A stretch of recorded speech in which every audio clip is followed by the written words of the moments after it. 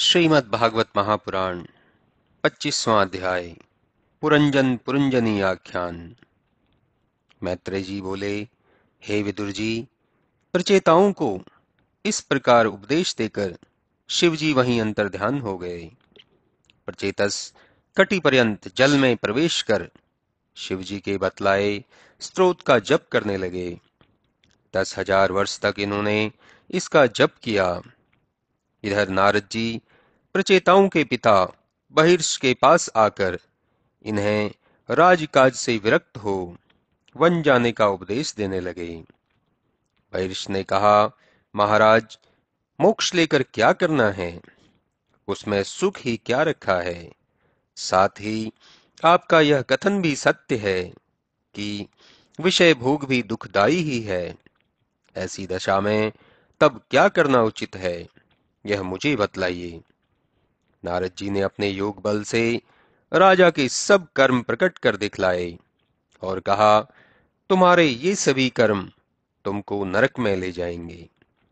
तुमने जितने जीवों की हिंसा की है, ये सभी तुम्हारी मृत्यु की प्रतीक्षा कर रहे हैं। जब तुम मरोगे तब ये सब मिलकर तुम्हें अपनी लौह की पीनी सींगों से मारेंगे। इस पर मैं तुम्हें पुरंजन के एक प्राचीन इतिहास को सुनाता हूँ, जिसे सुनकर तुम्हें ज्ञान होगा कि कर्म कभी नाश नहीं होते और मरने पर उनका फल अवश्य ही भोगना पड़ता है। देखो, एक पुरंजन नाम का राजा था, जिसके एक परम प्रिय मित्र था। उसका नाम तो मुझे स्मरण नहीं आ रहा, किंतु वह पुरंजन बड़ा ही विषयी और भोगानंदी था। वह देशाटन कर विषयों का आनंद लिया करता, यही उसके जीवन का ध्येय था। एक बार चलते चलते वह हिमालय की तराई में पहुंचा। वहां उसके मन के योग्य कोई स्थान न मिला। तब वह पर्वत पर चढ़ गया और वहां उसे 9 शिखरों से शोभित एक नगर दिखाई पड़ा। उस नगर में एक बड़ा ही विशाल एवं कामोद्दीपक वैभवशाली भवन बना हुआ था, जिसकी मणिमंडित रचना को मैं कहां तक कहूं। वहां की रमणीयता भोगियों के मन को सर्वथा ही आकृष्ट करने वाली थी।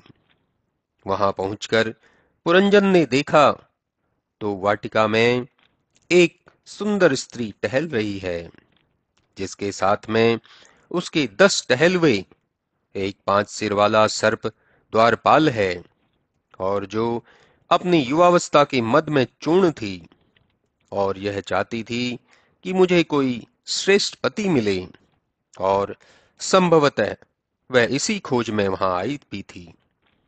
उसकी सुंदरता अपूर्व थी और उसके दोनों कानों में स्वर्ण के कुंडल झलक रहे थे। वह अपनी कटी के 1000 बंद लगाए श्याम रूप से स्वर्ण की करधनी पहने हुए वहां टहल रही थी, जिसके पांव में नुपुर बज रहे थे, और इस प्रकार वह अप्सरा सी जान पड़ती। उसके नूतन नव यौवना के से प्रकट हो रहे थे, और वह समान आकृति वाले खूब मासीले दोनों कुचों को, जो परस्पर सटे हुए थे, लज्जापूर्ण आंचल से उन्हें ढके हुए थी, तथा जो मस्त हथनी के समान झूम झूम कर चल रही थी। इतने ही में पुरंजन उसके सामने जा पहुंचा। युवती ने पुरंजन को अपने स्नेह भरे कटाक्ष से भेद दिया। साथ ही लज्जापूर्ण ऐसे ढंग से मुस्कुरा दिया कि जिससे और भी जादू चल गया। उसकी ओर भी शोभा बढ़ गई। तब उसके इस अपूर्व सौंदर्य और कटाक्ष को देख पुरंजन ने उसे कहा, हे कमलाक्षी, हे विदुषी, तुम कौन हो?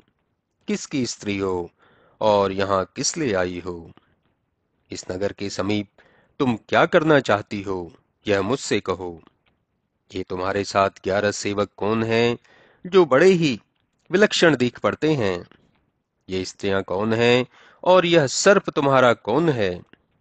क्या तुम अपने पति को ढूंढती हुई धर्म की पत्नी हो, या भवानी, सरस्वती अथवा लक्ष्मी ही हो?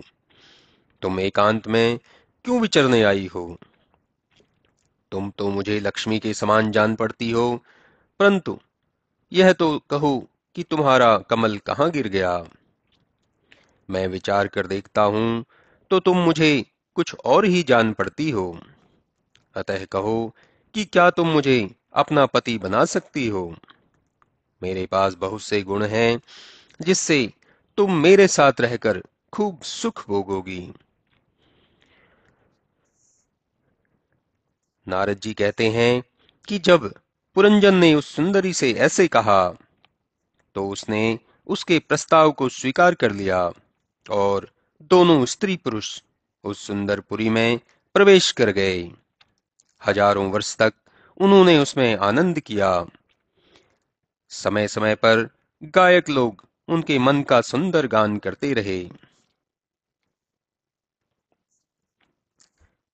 नारद जी कहते हैं, हे राजन, इस प्रकार वह दोनों विषयानंद करते रहे। एक समय जब पुरंजन, जो बड़ा धनुर्धर भी था, वन में आखेट करने गया तो वहां मृगया में ऐसा तन्मय हो गया कि उसे अपनी स्त्री पुरंजनी का कुछ भी ध्यान न रहा और वह मानो उसे फूला हुआ सा कुछ दिन तक उधर ही पड़ा रहा। मृगया में क्रूर कर्म तो वह कर ही रहा था कि उसके प्रभाव से उसे अपनी स्त्री का ध्यान न रहा। वह सोचता कि मृगया तो राजाओं का धर्म ही है, किंतु उसे यह नहीं ज्ञात था कि क्रूर कर्म शास्त्र विरुद्ध हैं। राजनीति में दंड का विधान अवश्य है, पर उसका दृष्टिकोण ही कुछ दूसरा है। पुरंजन मृगया में लीन रहा। इधर उसके वियोग में पुरंजनी ने अपने हास विलास सब कुछ त्याग दिए और सर्वथा ही खिन्न रहने लगी। कुछ समय व्यतीत कर जब विलंब से पुरंजन घर लौटा तो स्त्री की खिन्न दशा देखते ही कर्म की विवशता से वह भी वैसा ही खिन्न और दुखी हो गया। तत्पश्चात उसने उसे बहुत अनुनय विनय कर श्रृंगार करने के लिए उठाया और कहा, हे प्रिय, तुम्हारा जिसने अपराध किया हो बतलाओ, मैं उसे दंड दूंगा। तुम मेरे अपराध को भी क्षमा करो।